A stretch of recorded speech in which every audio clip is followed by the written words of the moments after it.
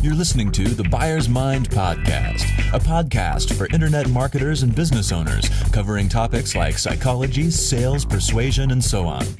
Revealing what makes people buy. Here's your host, Juho Tunkelo. Okay, welcome to the Buyer's Mind Podcast. I'm your host, Juho Tunkelo, and today we have a fantastic guest. They call him the Copy Chief. I certainly call him the Copy Chief. Welcome, Kevin Rogers. Thank you, Juho. It's good to be here, brother. Great. And I've lost count now how many months I've been part of your new membership site, Copy Chief, and I've been part of many types of memberships, and this is really the first one that has zero, people problems, and that's almost unheard of. Yeah, I'm sure you know what I mean. I mean, there's just courtesy all around, and everybody's looking for something real, and there's no flame wars or anything silly like that. So, just to kick things off, how did you pull that off? Yeah, it's a good question. Every once in a while it occurs to me that that's been the case, and I'm a little blown away because you're right. It's such a non-factor. It's not even on my radar, right? Yeah. I really did set that intention that was part of my motivation for creating the community. And just so people have an idea, it's a community of copywriters and business owners. And my idea was to get everybody in a room together, right? Because I had this problem of, I worked with a few copywriters. Like you said, I work in a chiefing role, which means I sort of oversee the project. I work closely with the client and the writer to help everybody get the best result. But I figured out early in my copywriting career that I loved every part about it except, the writing part. Right. I mean, I love writing what I want to write, but I find I have all, like a lot of writers, it's a bit of a torturous process. Yeah. And so I try to team with writers who much better and faster than I would or could have been or was. And so I had this problem of, obviously that's not a very scalable model. So it was a personal problem for me, and it was a problem for my clients who trusted me to recommend good writers, but I had very few that I knew intimately enough, right, or at all, even to recommend. And then I had many copywriters,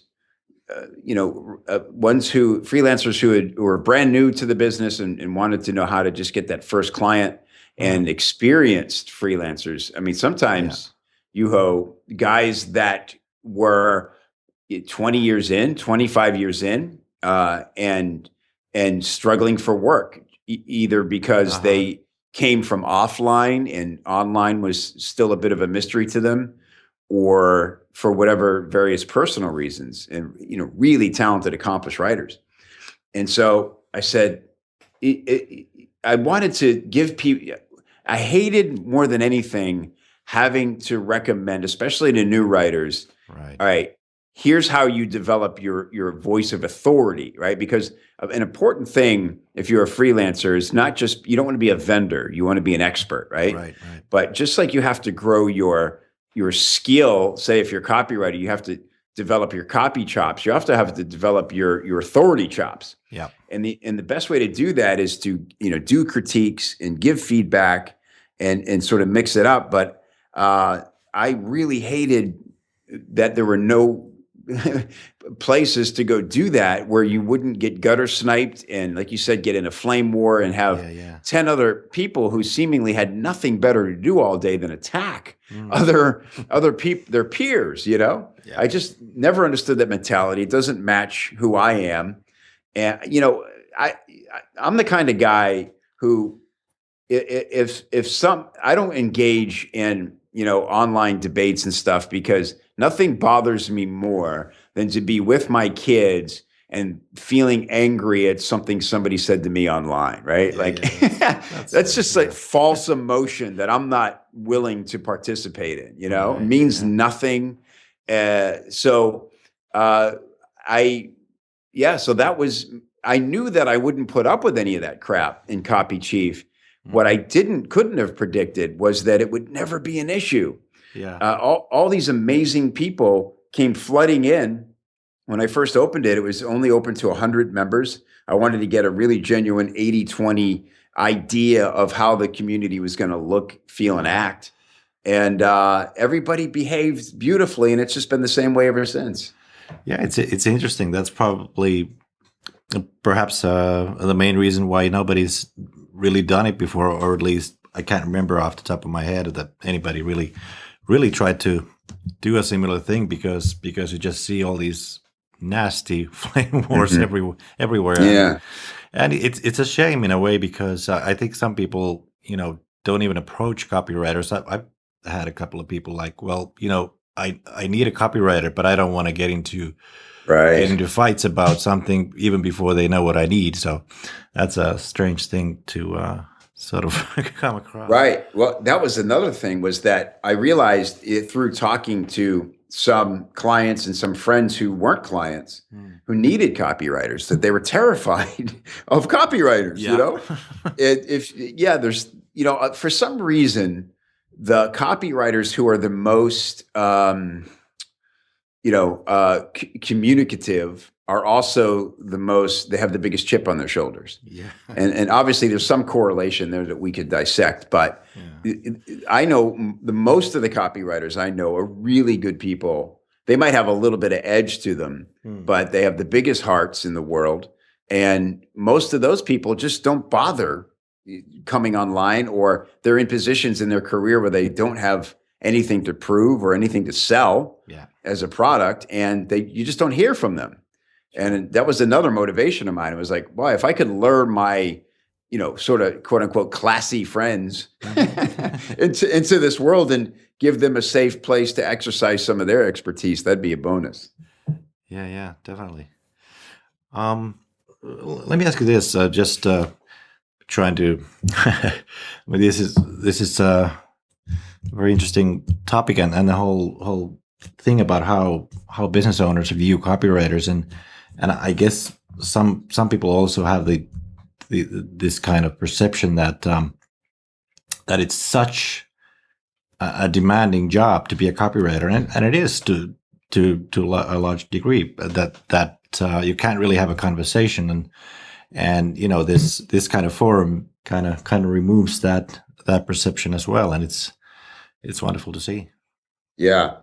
Well, that's the idea of it being a community, right? I mean, if you think about it, if that's why the headline on the main page is, it's like having all the best copywriters live right next door. Yeah. I sort of was thinking it out in the beginning, and I thought, part of the idea for the community is based on how it goes down at marketing conferences, right?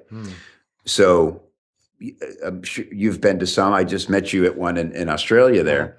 And you see how it happens. I mean, I'm sure you made some great connections and had some great conversations there. Yeah. And those are people who were, would have been scared probably to reach out to a copywriter because they go on Facebook and see how people act. And like you said, they have every reason to fear that they're going to be attacked. It probably wouldn't happen that way if they actually got on the phone one-on-one with no audience with somebody. But I wanted to mimic that atmosphere where people could mingle and overhear each other's conversations and feel like they had some signals of who they should be engaging with before they ever took the chance. Right. And it was interesting actually. In the seminar in Australia, I met a good deal of other copywriters, which I don't have a chance to meet very often, and many of them were also familiar from your site, and it caught myself off guard. Like, okay, there's a lot of nice people here, and a lot of people nobody knows about, and they're great writers and great people, and. Yeah. I was just in a room last week for 2 days with some of the greatest copywriters in history. Paris Lampropoulos, David Deutsch, Gary Bencivenga. Wow. In this room. Yes, it's a very sort of invite only, kind of a secret not a secret meeting, but very exclusive meeting. This is the only thing that Gary Benzavenga goes to every year, and it's a real privilege for me, needless to say, to get to soak up that energy for a couple of days. And just again, the nicest people. I can't think of one anybody who goes by the moniker of copywriter that I have found detestable. Yeah. Even the guys who really work hard to come off that way online turn out to be the sweetest people once you get them one-on-one. Right. I think part of there's a bit of a gunslinger, swagger to this whole gig, right? Well, that's true. Yeah. Juho, I mean, you feel that it's a badge of honor to be called a copywriter. It's true. Because, look, let's face it, the writing that we do is there's no room for debate whether it's effective or not. Yeah. You could be a fiction writer or a poet, or certainly much respect to anybody who writes anything. But if you're a fiction writer or a songwriter, anything very artistic, people can debate their entire lives about the merits of your work. Mm-hmm. And there's no way to decide who's right or wrong. It comes down to subjective matter of taste. Yeah. But with us, we have to write good, engaging storytelling copy, novel level engagement. Yeah. Plus, we have to do the logical side, the tactical side of getting people to take the desired action at the end of our writing. Yeah. And there's no mistaking whether we did our job or not, right? Yeah. So, go ahead. Our reputation is built on numbers, on results. Yeah. This guy writes stuff for me that converts as good or better than any other writer I've used. You should hire him. That's how we build our reputations. You either pull that off or you don't exist in this business. And so to people who succeed as freelance copywriters, there should be a pride and a swagger and a bit of an attitude. Yeah. But for some reason, not as many of us show our tender side as as maybe we could. Yeah. It's interesting. If I were to compare copywriters to, let's say, screenwriters, okay, they also, there's a similarity in there. There's a certain artistic freedom, certain creativity, but you still have to adhere to certain formulas and so on. But even if you write the greatest screenplay in the world, you can still go and like, well, they just took my great script and they messed it up in production. The director wasn't feeling it and whatever. But we don't have any sort of excuse. If it doesn't work, it doesn't work. Right. I mean, or we just have to disown it, right? Yeah. And maybe screenwriters, it's the same thing. If our client trusts us and runs it the way we intended, it either works or it doesn't. And you're right. I mean, a screenwriter, how many screenwriters have that trust? I mean, zero, unless you're also the director and a producer, or they're, you're Tarantino. That's just why these guys make independent films. Right. That's why Kevin Smith quit the business, right? He was like, I can make a movie on a certain budget and I can market it myself and end up making the same amount of money without dealing with any of this bureaucracy. 20 guys in suits justifying their position by giving notes when they've never created anything artistic in their life, right? I can't imagine how frustrating that is. I mean, all us copywriters have the nightmare story early in our careers when we didn't have the gravitas to sort of be the adult in the room when your client's cousin's niece, who is a really good in grammar, has some notes about how many ellipses you use throughout the letter, and you just want to hang yourself. And so it's you're right though. At the end of the day, it's you in the market, man, and that's what it comes down to. Yeah. Okay, well, segueing a little bit into another sort of area.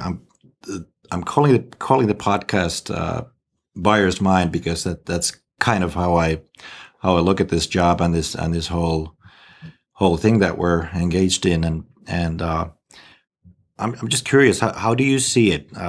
Is that sort of where you start? You get inside the buyer's mind and you see what they need, what they expect, and so on, or how do you sort of approach the prospect? Let's say. Hmm. Yeah, it's a good question. Yeah, I mean, it's certainly where it starts. That's what it comes down to. It's as much as possible, we want our copy to feel like an intimate conversation. Mm. Yeah, I start with the basic concept, and I got this from John Carlton. Um, we call it the bar stool next to you conversation, and the idea is that if you say, well, how do I even pitch this? Like, what is this? And if somebody's struggling with that, I say, okay, well, imagine you're sitting at a bar after work one day, you're just having a beer, and somebody plops down on the stool next to you, and the bartender says, hey, Larry, you look a little troubled. What's happening there? And Larry describes the exact problem that your product solves. So when Larry's done, explaining to the bartender what's wrong, you turn to Larry and say, what? Right?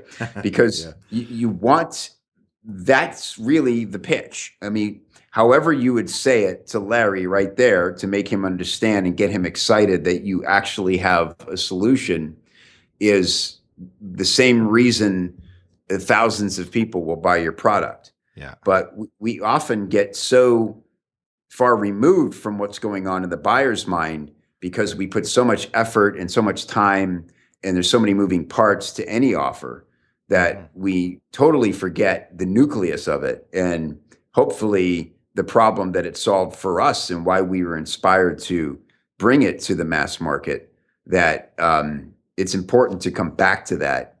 And so, once you get reminded of why anybody would want this in the first place, of course, we always want to make sure throughout our writing that we're always, everything's framed in what's in it for them. And then I have a process I go through with my writers of what we call the meta mind of our avatar. What are their overriding, what's their belief system as best as we can sort of define it? What things are important to them? What are they afraid of? What would be their dream come true? Who is their common enemy? Those sort of things that I think really help us dig into the buyer's mind. Yeah, definitely.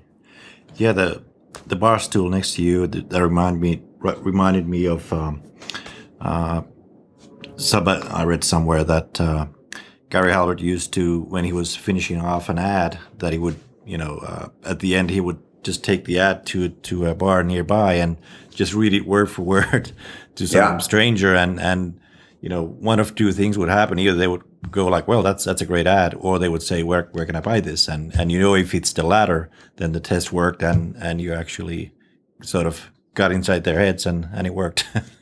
That's right. And if they said the first thing, it goes in the trash. Yeah. You're not done. They should not see the writing at all. That's right. Yeah.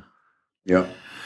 And another thing, you've talked a lot about your previous career as a stand-up comedian, and I suspect a large part of that is, or at least some part of it is reacting to the crowd. How they react to what you're saying, and what jokes are working, and which ones are falling flat, and maybe you adjust that. I have no idea how that works, but do you think there's a similar component to copywriting, what we do as copywriters, and how we sort of, well, okay, if there's a product launch, for example, of course, if you're sending one email after another, you get feedback and then you adjust and so on. Do you think that's part of kind of how you react to what's going on in the buyer's mind?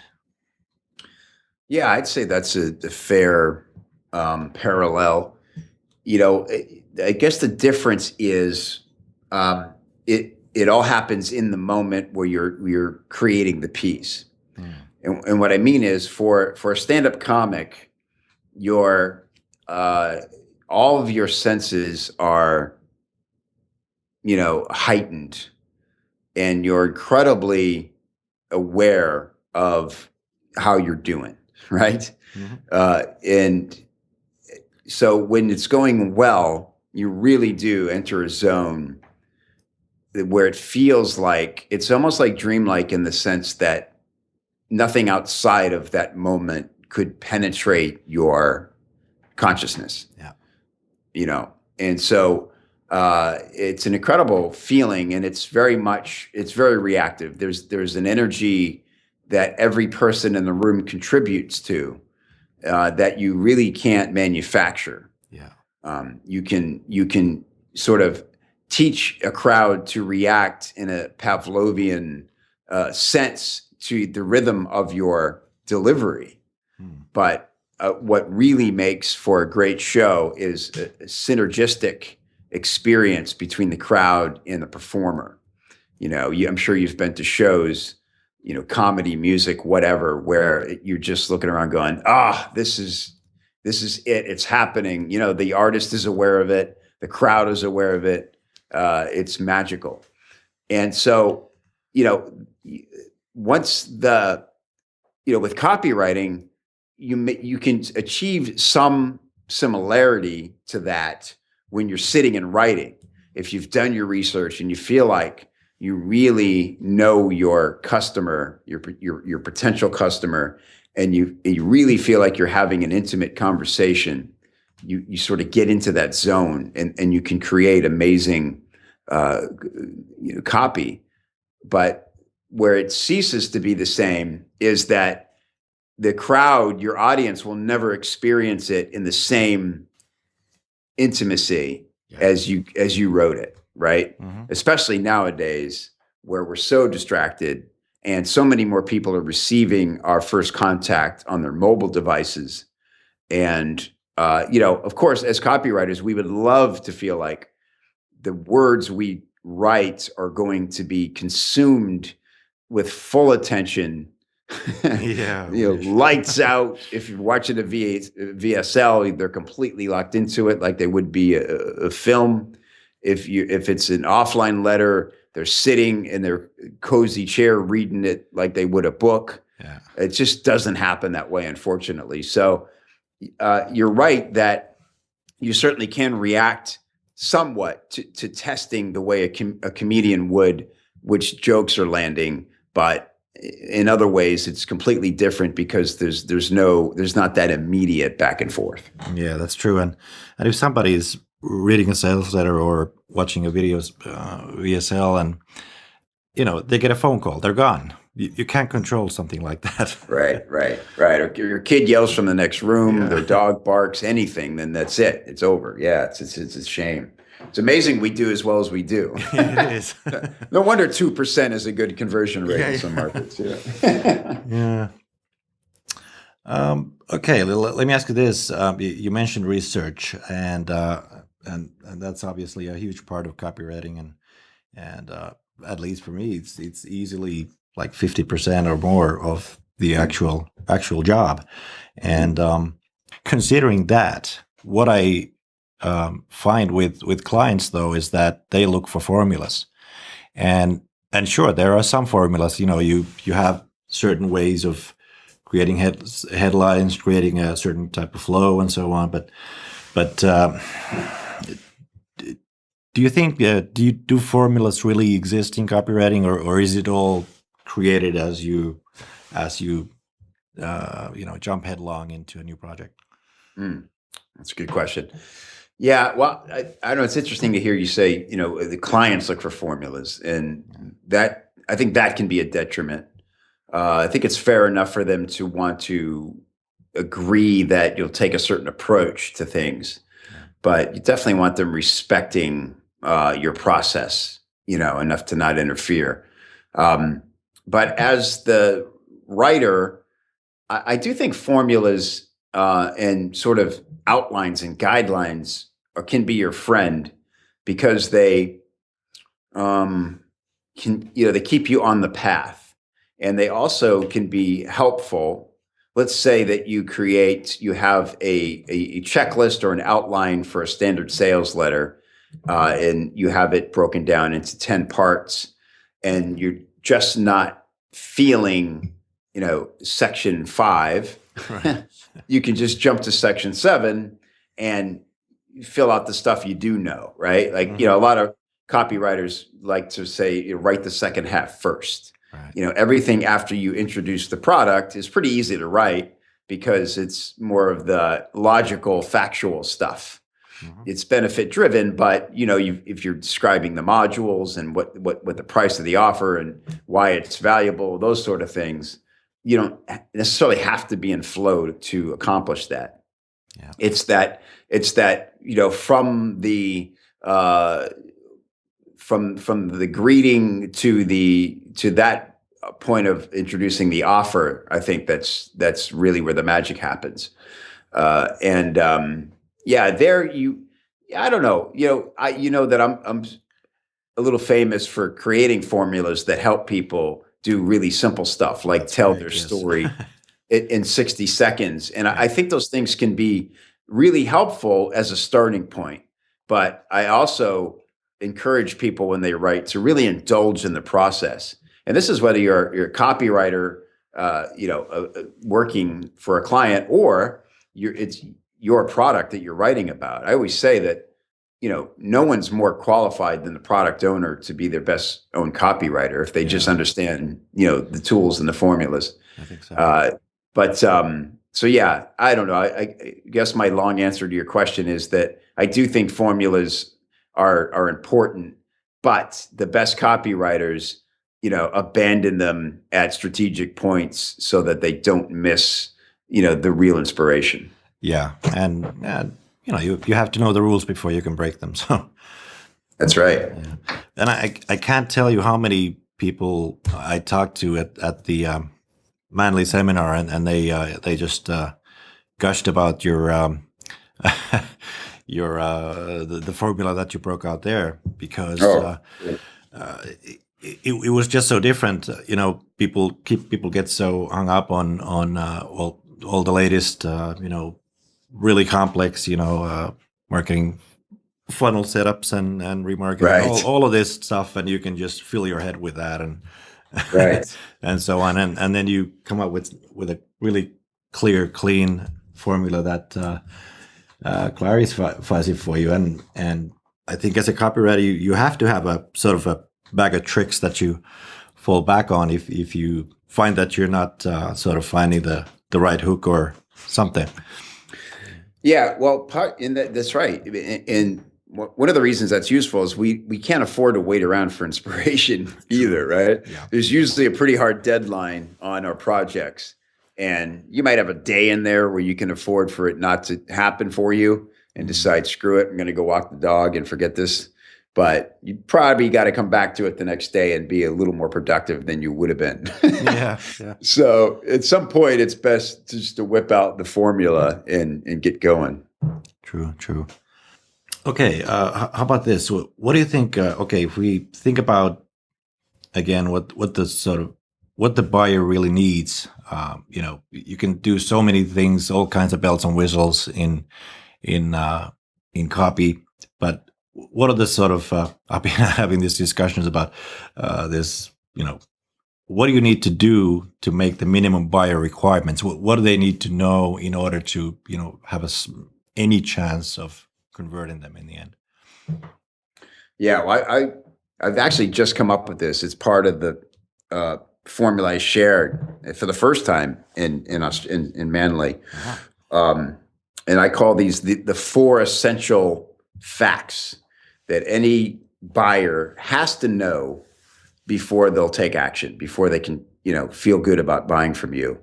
And what I mean by that is, it's not just that it's helpful for them to know these things, that these are 4 things that if any of them are missing, there's a very good chance that the buyer's mind will not allow them to go forward because they have an open loop, right? And they need it closed. And so those 4 things are they sound very basic, but how you execute them really decides who you are, in the market, to your customer, all those important things. But the 4 things are: number 1 is, what is it? It's, just what is this? Like before I even care who you are, what are we talking about? What is this thing you have for me? And number two is who you are, because once they're convinced that the thing you've described to them, as succinctly as possible, by the way, is something they in fact need and would improve their lives or solve their problem, then their next question is, okay, so who are you? Where do I know you from? Who do you know that I know? Something. Give me something to feel good about. Yeah. And number three is, and the wording on this is crucial. Number three is, why can't I live without it? Nice. Right. So now we're raising the stakes and talking about not, not the, why would it be nice to have this? Like, why can I not live without it? That's how you have to think about it as the product owner. And then number four is, when can I expect results?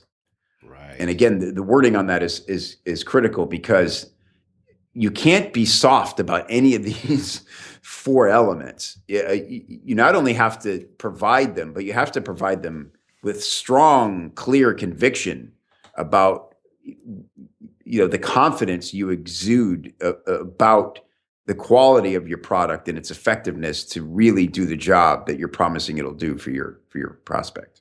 Yeah, that's excellent. It reminds me of a similar formula that I learned from Clayton Makepeace a long time ago. That goes something like, "What is it?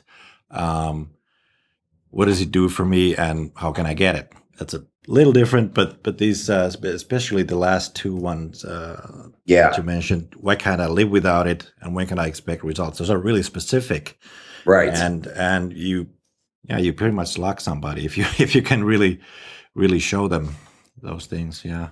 Right. Yeah, that's the four, and then there are six things that I round that out with what I call now reasons that will help people realize the urgency of your offer, why they should take action right now instead of waiting around.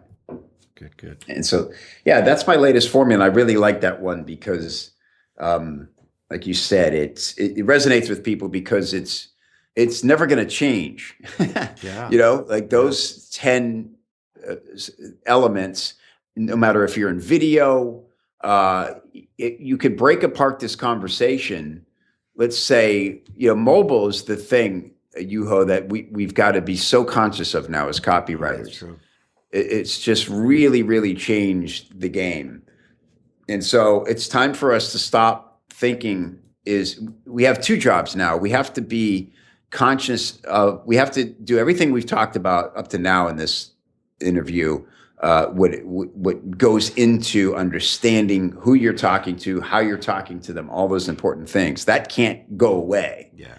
But we also now have the second job of making sure we really understand how our message will be received and meeting our prospects where they are, right? So if they're on mobile, we know we've only got a very short time with them to make an impression and get them to take an action that's going to allow them to follow up when they have a little bit more attention to give us.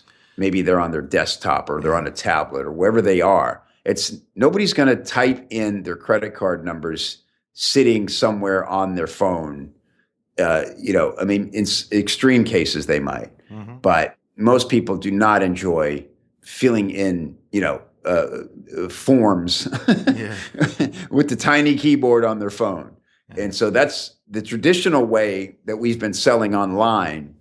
Order taking is just not going to continue. And so again, what I like about this, what I call the 4x6 formula, is that you can break it off and decide, all right, this is how I can get these 4 essential facts to someone in about 30 seconds, in about 60 seconds. And so that they can at least decide that they definitely want to hear more from me, Yeah, it doesn't really matter whose message you're reading on a tiny phone. It could be from Tony Robbins or President Obama. You're not gonna stay there for 25 minutes, probably, unless you're stuck in traffic or something. But still, to buy, it's a tall order. Yeah. Yeah, I mean, you might read a long email and you might enjoy it. Yeah. But unless there's a one-click purchase at the bottom, you're probably just going to save it as unread and get back to it on a desktop later. And again, we know all the friction points that happen between those two events. That is a big challenge. Yeah. Well, look, I think I've kept you long enough. We've gone a little over 30 minutes, and I'd love to do this again sometime if you're sure. Yeah, enjoyed it. There's no shortage of great topics, and thanks for the great content and really actionable tips for our audience here, and really appreciate it. Yeah, my pleasure. Thanks for all you do, and thanks for being such a active and engaged member and copy chief. I really appreciate everything you've contributed there. My pleasure. All right. Thank you. And, take care, man. Bye-bye.